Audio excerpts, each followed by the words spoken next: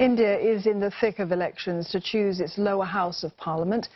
4 phases of polling have been completed with 3 months to go in a voting exercise spanning almost 6 weeks. The incumbent, Prime Minister Narendra Modi, is seeking re-election for a second term. Under his leadership, India changed its Look East policy to one called Act East, with a focus on enhancing relations with Southeast Asia. Our India correspondent Neha Punia reports. This moment was the high point of India's outreach to Southeast Asian nations.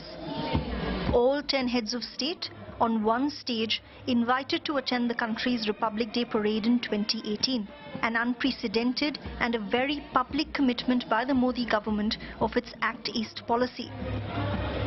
But the optics aside, experts say India's intention hasn't translated into results. We have not ticked all the boxes. Partly because we are starting from a low base. But I think on trade is particularly, a big question mark on whether we will be able to deliver on the trade numbers that China is providing to the region. Also because I don't think Indian corporate sector has been that active in Southeast Asia. I think governments can only do so much.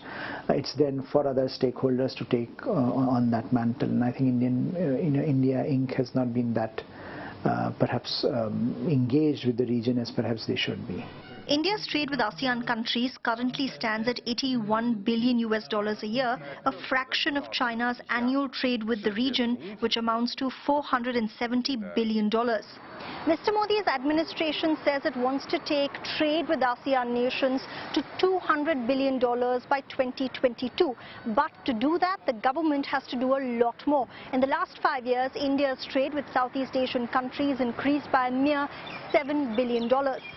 The biggest roadblock has been Chinese competition in Southeast Asian markets and New Delhi's opposition to the Regional Comprehensive Economic Partnership.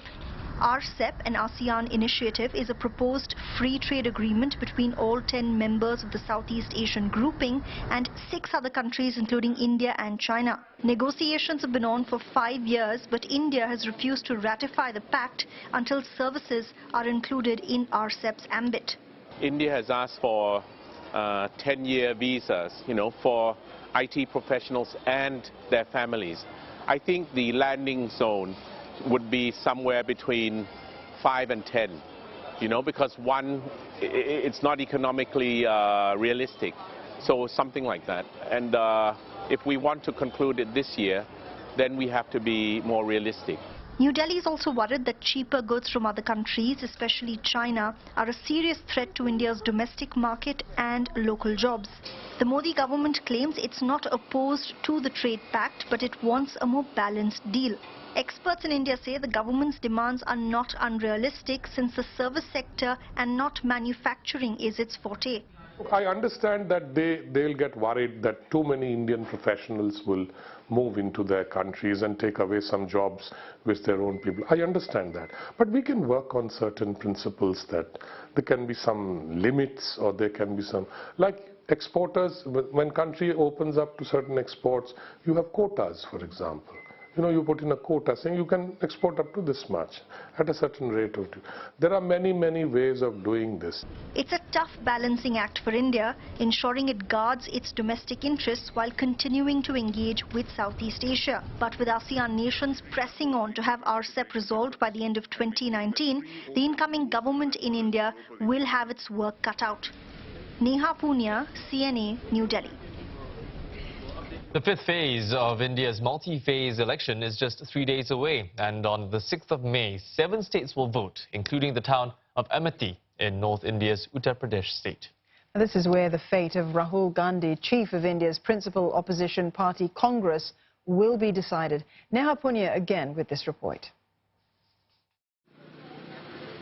Amethi's call to fame is its association with the Nehru-Gandhi family. India's first political family has represented this constituency for decades, with Rahul Gandhi its parliamentarian for the last 14 years.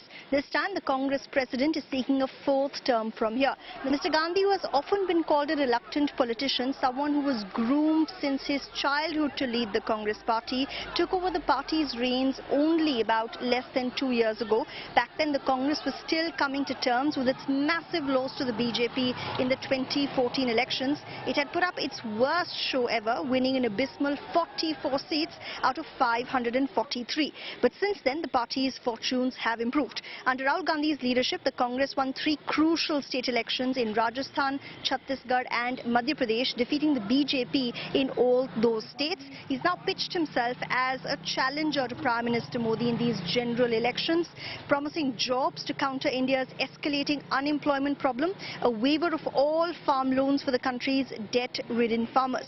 Mr. Gandhi's sister, Priyanka Gandhi, has led the party's campaign on her brother's behalf in Amethi. The Congress is also fielding allegations here in Amethi that Rahul Gandhi has abandoned his constituency because he's picked a second seat in these elections to contest from, that of Wayanad in southern India.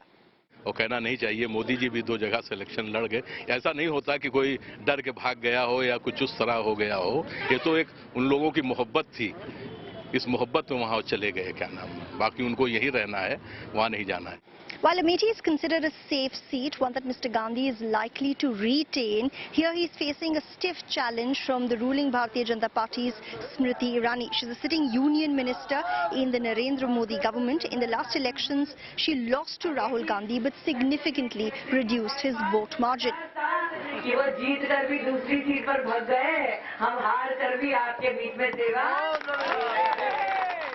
The battle for Amethi is one of pride for the Congress chief. If he wins both Amethi and Wayanad, as per election rules, he'll have to vacate 1 seat. But if he loses Amethi, the seat that he's been elected from for over a decade, it's going to be a huge vote of no confidence for a man who has aspirations to become India's next Prime Minister. Neha Punia, CNA, Amethi in Uttar Pradesh, India.